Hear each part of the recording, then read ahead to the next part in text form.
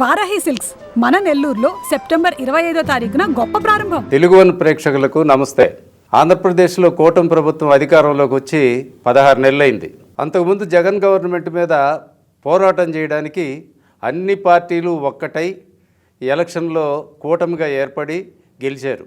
కానీ ఇప్పుడు పరిస్థితులు ఆ కూటమిలోని పార్టీల మధ్య అంతర్గతంగా కలహాలు కాస్త ఓపెన్ అవుతూ ఉన్నాయి. దీని మీద ఈరోజు మనం చర్చించడానికి మధుసూదన్ రెడ్డి గారు మన దగ్గర ఉన్నారు. ఆయనతోని మాట్లాడదాం.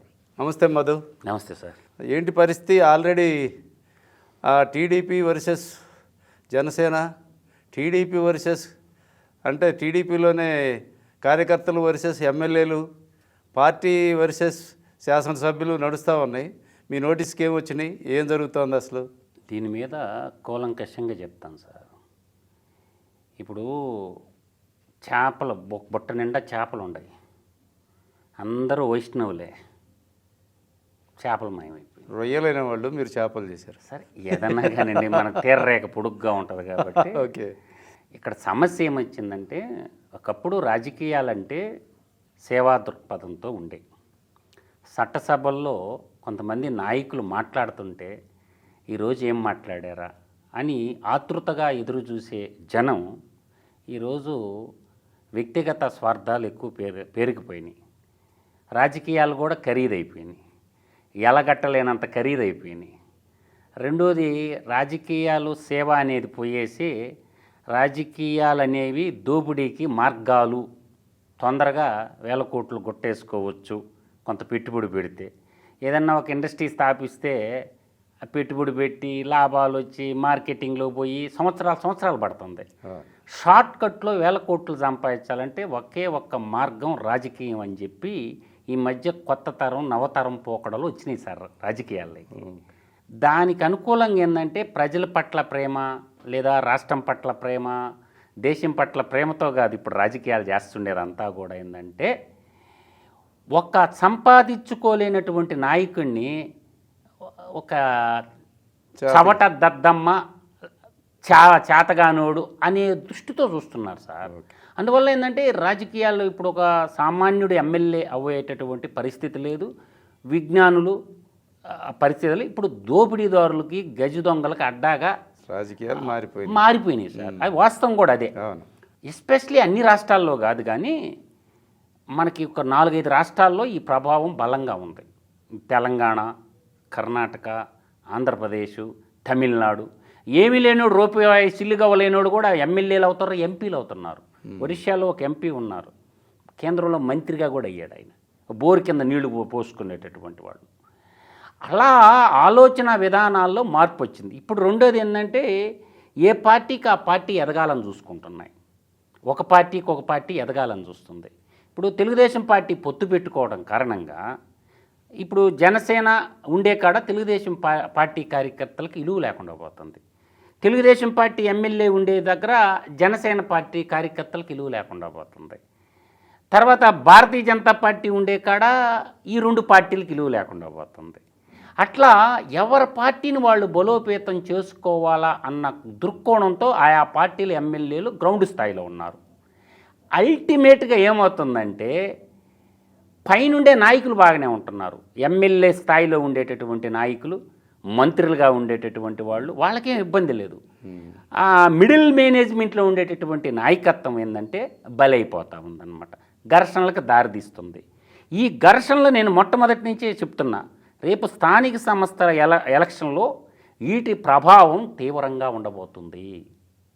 అప్పుడు అసలు సంఘర్షణ అప్పుడు చూస్తారు అందరూ, మీలాంటి అందరూ చూస్తారు నేను చెప్పే ప్రతి మాట. రేపు జరగబోయే స్థానిక సంస్థల్లో అన్ని కూటమే గెలుస్తుంది, అయినప్పటికీ తలకాయలు పగలుతాయి ఖచ్చితంగా. ఎందుకంటే ఒకవైపు జన సైనికులు వాళ్ళు విరోచితంగా పోరాడాలని సిద్ధంగా ఉన్నారు. భారతీయ జనతా పార్టీ మేము దేశాన్ని పరిపాలిస్తున్నాం, ఆంధ్ర రాష్ట్రాన్ని మేము ఎందుకు పరిపాలించలేము అని వాళ్ళ పందాల వాళ్ళు ఉన్నారు. అల్టిమేట్గా ఇప్పుడు తలపుండొచ్చింది తెలుగుదేశం పార్టీకి వచ్చింది. అంటే సంకీర్ణంలో ఉన్నప్పుడు కొన్ని పట్టు విధులు వదులుపుకోవాలి. ఇప్పుడు పాము కప్ప లేదంటే ముంగీస. అంటే పొత్తు ధర్మం ఉండాలంటారు. పొట్టు ధర్మం ఉన్నా కూడా కార్యకర్తలు అధినాయకుడికి తలకాయ నొప్పిగా మారిపోతుంది. ఈ సంఘర్షణల నుంచి తెలుగుదేశం పార్టీ మంచి గుణపాఠాలే నేర్చుకోబోద్ది. రేపు స్థానిక సంస్థల ఎలక్షన్లోనే మంచి గుణపాఠం తెలుగుదేశం పార్టీ. గుణపాఠం అనేంటి? గుణపాఠం అని ఎందుకు అనాలి మనం? అంటే ఒక్కటి మీరు గుర్తుపెట్టుకోండి సార్, 1925లో పుట్టింది కమ్యూనిస్ట్ పార్టీ ఆఫ్ ఇండియా. ఒకప్పుడు కమ్యూనిస్ట్ పార్టీ ఆఫ్ ఇండియా అలా ఉన్నది, చివరికి జాతీయ హోదాను కూడా పోగొట్టుకునే స్థితికి వచ్చింది. సిపిఎం అనే పార్టీ ఎలా ఉన్నది అంటే ఈ పొత్తుల వల్ల పొత్తులు పెట్టుకొని కుజించుకోబోద్ది అనమాట. ఇప్పుడు రేపు పొత్తు ధర్మం వల్ల ఏమవుతుందంటే కొన్ని నియోజకవర్గాల్లో కొన్ని గ్రామ పంచాయతీలు తీసుకోండి, ఎంపీటీసీలు తీసుకోండి, జెడ్పీటీసీలు తీసుకోండి, ఏమన్నా తీసుకోండి సార్, సగం అడుగుతారు వాళ్ళు. కాదు, ఇప్పుడు పొత్తు ధర్మం అనేది మొన్న ఎన్నికలకు ముందు మాట్లాడాలి కానీ అంటే అసలు పొత్తు పెట్టుకోవాలా అక్కర్లేదు అనేది. ఇప్పుడు ఆల్రెడీ పొత్తు పెట్టుకున్నారు, ఎన్నికల్లో గెలిచారు. మొన్న పొత్తు పెట్టుకోకపోతే గెలవమేమనే భయంతోనే కదా అందరు కలిసింది. ఒకటి సార్ సింపుల్ చెప్తాను, మొరట భాషలో, నేను పల్లెటూరు భాషలను. పెళ్ళికి వచ్చారు, అక్షంతలు వేశారు, కాపురం చేసుకోమని చెప్తారా, తగాదా పెట్టుకోమని చెప్తారా మొగుడు పిల్లాన్ని? ప్రజలందరూ కూటమి ఏకోన్ముఖంగా వచ్చినప్పుడు ఆశీర్వదించారు. పెద్దలందరూ, పెళ్లి పెద్దలందరూ ఆశీర్వదించారు, ఓటర్లందరూ మిమ్మల్ని ఆశీర్వదించారు. ఇప్పుడు వీళ్ళు కప్పలాగా పాములాగా కొట్టుకుంటారు. అంటే మీరు చెప్తున్నారు మొగుడు పెళ్ళం అన్నప్పుడు ఇట్లాంటి పోట్లాట్లు సహజమే కదా. ఇంట్లో పెద్దోళ్ళు సరి చేయాలి కదా. ఇప్పుడు పార్టీ పెద్దలు ఉంటారు కదా సార్, ఇప్పుడు జనసేన పార్టీ పెద్ద, తెలుగుదేశం పార్టీ పెద్ద, భారతీయ జనతా పార్టీ పెద్ద, వాళ్ళు ముగ్గురు కూర్చొని మాట్లాడాలిగా. వాళ్ళు చెప్పినా ఇనే పరిస్థితుల్లో లేరు కింద. ఇప్పుడు అక్కడ దాకా సీరియస్గా తీసుకున్నారా? ఖచ్చితంగా సీరియస్నెస్ ఉంది కింద గ్రౌండ్లో. ఇప్పుడు ఎందుకు వస్తుందంటే సార్, మనం మేజర్గా వార్తాపత్రికలు, హైయెస్ట్ సర్క్యులేషన్ ఉన్న వార్తాపత్రికలు రోజు వస్తున్నాయి, పొంకానుగా కథలు వస్తున్నాయి. వాడు బొక్కలు ఈడు బయట పెడతాడు, ఈడు బొక్కలు వాడు భయపెడతాడు, ఉప్పందిస్తున్నారన్నమాట. ఇప్పుడు ఎక్కడైతే జనసేన ఉంటుందో ఆ జనసేన కార్యకర్తల్ని మనం డిమారలైజేషన్ చేయాలని తెలుగుదేశం పార్టీ వాళ్ళు ఉప్పందిస్తారు. జనసేన ఇప్పుడు తెలుగుదేశం ఉన్న కాడ జనసేన వాళ్ళు ఉప్పందిస్తున్నారు. అదే బీజేపీ వాళ్ళు ఇంకో పక్కన ఇంకొక నాటకం ఆడుతున్నారన్నమాట. ఈ ట్రయాంగిల్ ఫైట్లో ఏమవుతుందంటే, ఈ అవినీతి పరులకి ఏమవుతుందంటే రోజు కథలు పొంకాలుగా బయటకు వస్తుంది. డెమోక్రసీలో అది మంచి పరిణామమే కదా. మంచిదే సార్, ప్రజలకు మంచిదే కదా. ప్రజలకైతే మంచిదే, ప్రజాస్వామ్యానికి మంచిదే. కాకపోతే ఏంటంటే నాయకులకి అసహనం ఎక్కువైపోతుంది. ఒకరి మీద ఒకరు నిందలు వేసుకోవటం, ఎమ్మెల్యేల మీద ఎమ్మెల్యేలు నిందలు వేసుకోవడం, దోచుకునేవాడేమో దోచుకుంటుండు. నిన్న కడప జిల్లాలో సీఎం రమేష్ ఆఫీసే పగలగొట్టారు.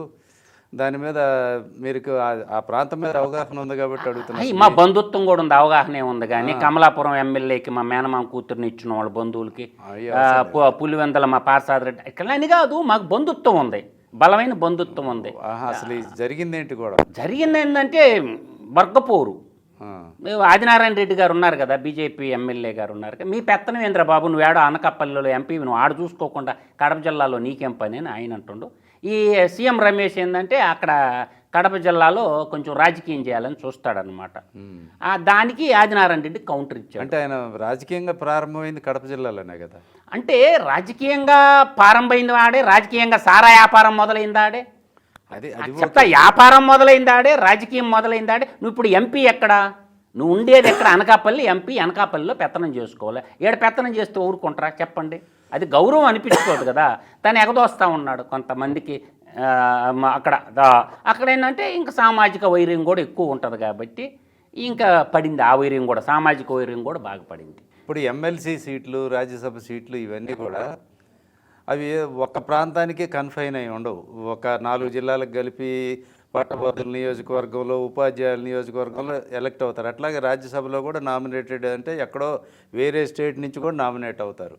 అలాగని రాజకీయంగా వాళ్ళు మూలాలు ఉన్న జిల్లాల్లో పట్టించుకోకుండా ఎలా ఉంటారు? వాళ్ళు వచ్చినప్పుడు కార్యకర్తలు అడుగుతారు కదా వాళ్ళు. అటువంటిప్పుడు సీట్ అక్కడే తీసుకోవాల్సింది. నువ్వు మనం తీసుకోవడానికి అక్కడ మా పార్టీని అక్కడ ఫాలో అవ్వాలి కదా. అది నువ్వు అంత ప్రేమ జిల్లా మీద ఉన్నప్పుడు కొట్లాడి అనకాపల్లి మీద కాకుండా నువ్వు అదే రాజంపేట మిథున్ రెడ్డి మీద బీజేపీ క్యాండిడేట్గా నిలబడి ఉండుంటే తేలిపోయి ఉండేది కదా వ్యవహారం. అనకాపల్లి ఎందుకు పోయినవా? ఈడ పెత్తనం చేయాలనుకున్నప్పుడు నువ్వేం చేయాలా? అనకాపల్లిని వదిలేసుకొని కిరణ్ కుమార్ రెడ్డిని ఆడికి పంపిస్తే, ఆయన మాజీ ముఖ్యమంత్రి కదా, మరి కిరణ్ కుమార్ రెడ్డి రాష్ట్రం అంతా ఒక ముఖ్యమంత్రిగా చేశాడు సార్. మళ్ళీ ఆయన ఒక చెప్పుల పార్టీ ఒకటి పెట్టిండు. ఆయన రాష్ట్రం అంతా నాయకుడు కదా, ఒక రాష్ట్రానికి, ఉమ్మడి రాష్ట్రానికి ముఖ్యమంత్రిగా చేశాడు కిరణ్ కుమార్ రెడ్డి. అనకాపల్లిలో పోటీ చేయపోయిందా? అందువల్ల ఏంటంటే ఇక్కడ జరుగుతున్న వాస్తవాలని వాస్తవ పునాదులు మీద మాట్లాడుకోవాలి. ఏది మాట్లాడుకున్నా పోనీ ఆదినారాయణ రెడ్డి ఏ party MLA? Bharatiya Janata party MLA. ఆయన ఏమో తెలుగుదేశం పార్టీ ఎమ్మెల్యేనా? అందువల్ల ఏంటంటే ఆలోచన విధానంలో మార్పు రావాలా.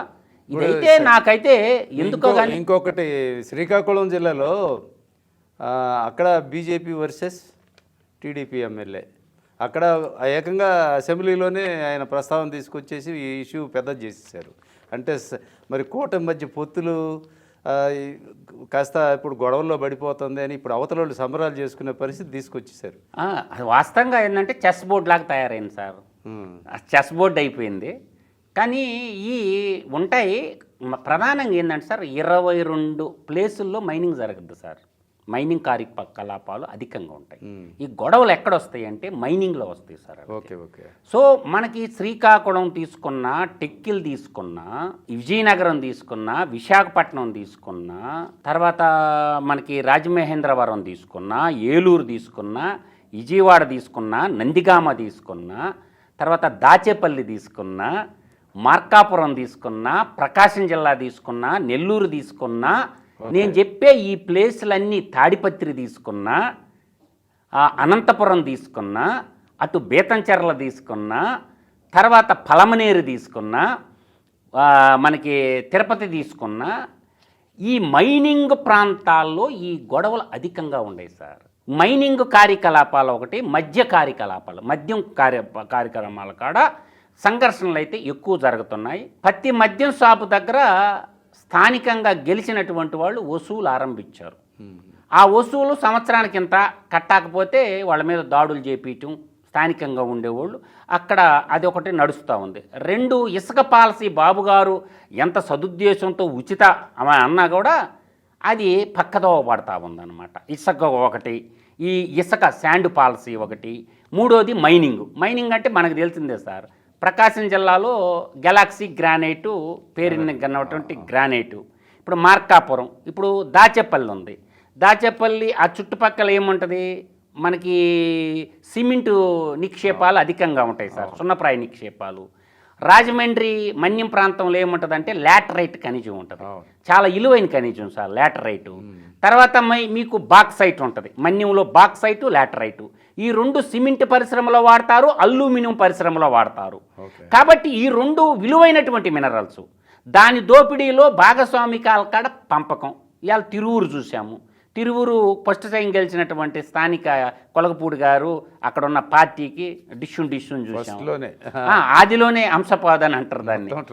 ఇవన్నీ కూడా పాపకాలకి పంపకాలకి మధ్య వచ్చినటువంటి సమస్యలే సార్ ఇవన్నీ కూడాను. పలమనేరు కూడా మీకు గ్రానైటు, కంకరి అటు తమిళనాడుకి ఎక్కువ పోతాయి అన్నమాట. చిత్తూరు జిల్లాలో ఉండేటటువంటి ఈ ఎక్కువగా ఏంటంటే మద్రాస్కి ఎక్కువ అవసరం ఉంటుంది. శాండ్ కానీ కంకర కానీ ఎక్కువ అవసరం. అక్కడ ఆ క్రషర్స్కి సంబంధించిన వ్యవహారం దాదాపుగా నాకు తెలిసి సార్ సీమాంధ్రాలో అంటే ఉమ్మడి ఆంధ్రప్రదేశ్లో 17,994 మైనింగ్ కాంట్రాక్టులు ఉంటాయి సార్. 17,994 మైనింగ్ కాంట్రాక్టులు ఉంటాయి. దాంట్లో 17,884 కాంట్రాక్టులు ఇచ్చేశారు. ఓన్లీ ఇంకొక 13 ఉన్నాయి పెండింగ్ అంతే.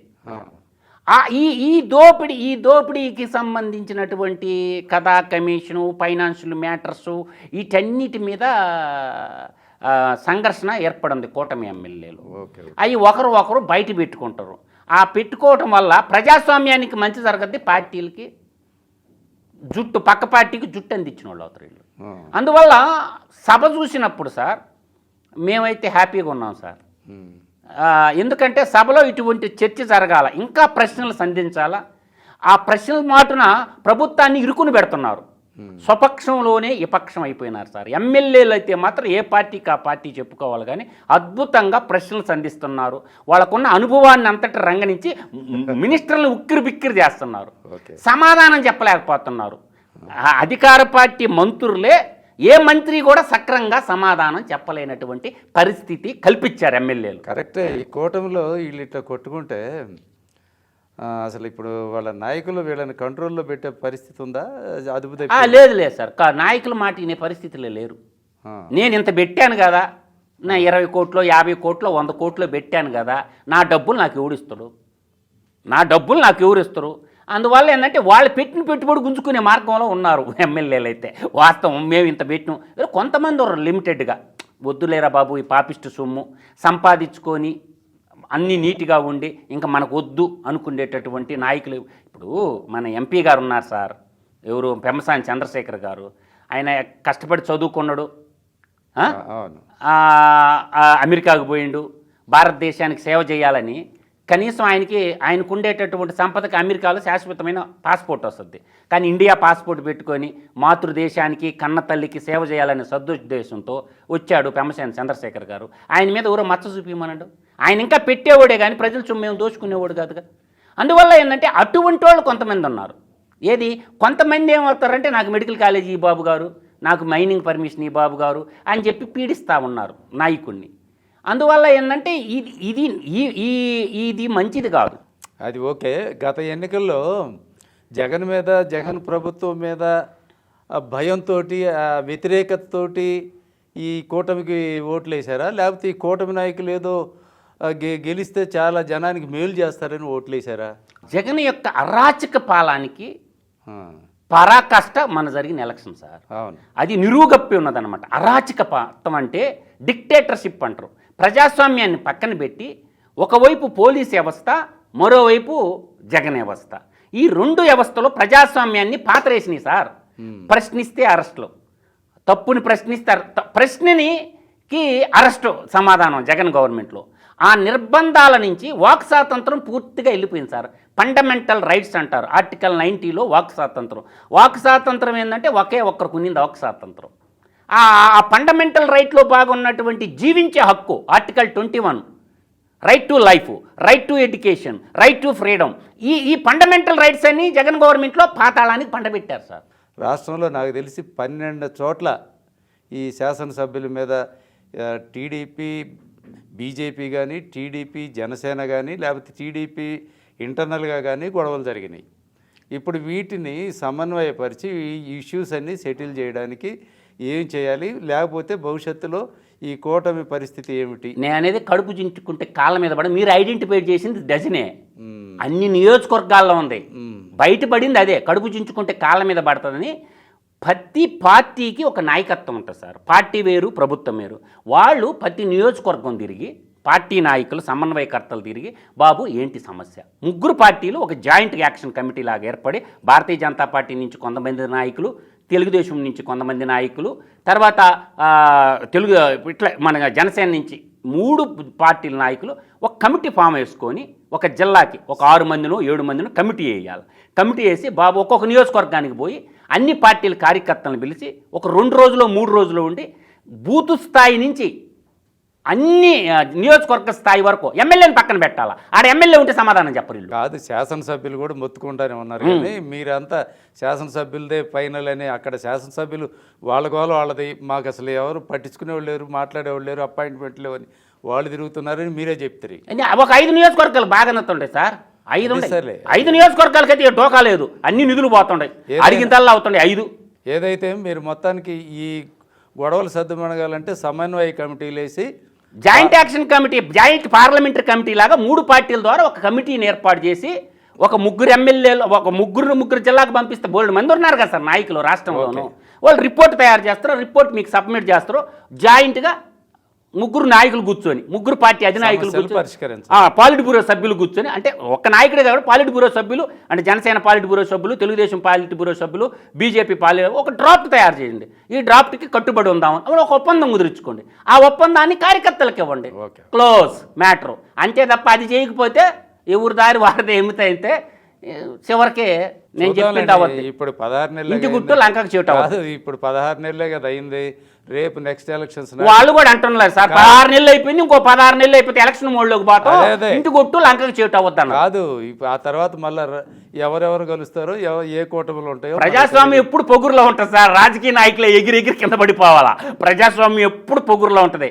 5 ఏళ్లకు ఒకసారి వాళ్ళ చేతులు ఆటం బాంబు ఉంది, AK-47 అనేవాడిని, ఆటం బాంబు ఉంది, ఓటు అనే ఆటం బాంబు. యాన్నొక్కతో కూడా ఎవరికి తెలియదు. ఆ బాంబు వెళ్ళిందంటే కొన్ని జీవితాలు అడ్రస్ లేకుండా పోతాయి. ఓకే మధు గారు, థ్యాంక్ యూ వెరీ మచ్. నమస్కారం.